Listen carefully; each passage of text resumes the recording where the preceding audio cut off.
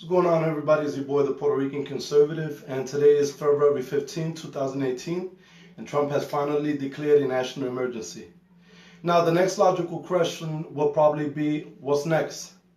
Well, what's next will depend on the timeline of occurrences that follow. But first, let's understand the basics. Where will Trump get his $5.7 billion for his border war? From what I've read, the emergency declaration he signed will allow him to divert $3.6 billion from military construction projects, which should be no big deal since our last budget granted the military almost $695 billion.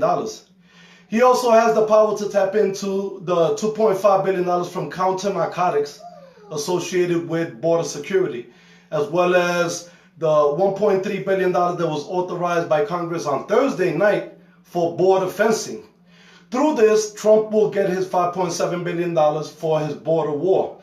And we can put it into the rumors being circulated by Democrats in Puerto Rico, propagating that Trump would use the disaster relief funds granted to Puerto Rico to build the wall, in order to, of course, influence 2020's elections in Florida, where Puerto Ricans presently represent 6% of the entire Floridian population.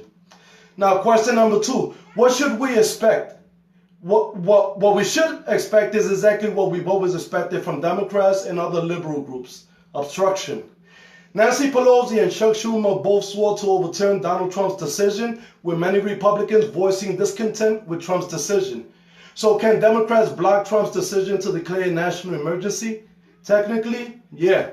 But Democrats will have to attain a 2/3 majority vote in both the House of Representatives and in the Senate in order to veto Trump's decision. Now, the problem with that is that although Democrats hold a majority in the House of Representatives, they don't hold a supermajority and would need Republicans to pass it on a House level. But even if they were to pass it on a House level, Republicans control the Senate with a 2-seat advantage. So, in essence, what that basically means is that half of the entire GOP in Senate would need to actually align with the Democrats in order to get it passed by Senate. Or they can choose to challenge Donald Trump and postpone it using the courts and obstructionist liberal advocacy groups, arguing that Trump is stretching the intention with which the law was intended. That's one idea. But this can go south for Democrats since the Supreme Court is controlled by 5 conservatives. Conclusively, Trump isn't doing anything that goes against the Constitution since the declaration of national emergencies has been declared 40 times, and 30 of those national emergencies still remain active even today. What more can I say? Build the war and let's make it happen.